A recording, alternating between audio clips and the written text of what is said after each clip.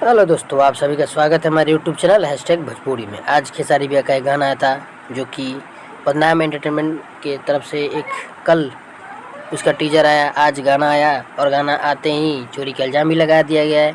और चोरी इल्ज़ाम जानते हो कौन लगाया है?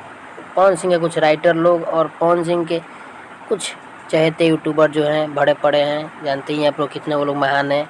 अपने पापा को अच्छा साबित करने के लिए दूसरों को बदनाम किए जाते हैं।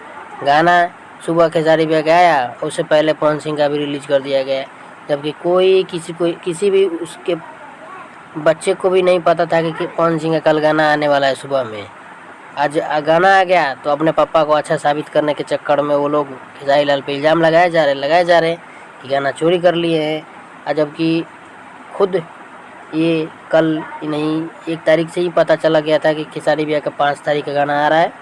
और ये विवेक सिंह ने खुद कंफर्म किया था कि 5 तारीख को बवाल गाना आ रहा है, पोस्ट भी किए थे। और कल टीजर भी आया था, तब जाके ये लोग चुट्टा रात में पोस्टर रिलीज करते हैं और सुबह गाना, वो भी खेसारी भैया से पहले, और गाना चोरी करके उल्टा बदनाम करे। सुधर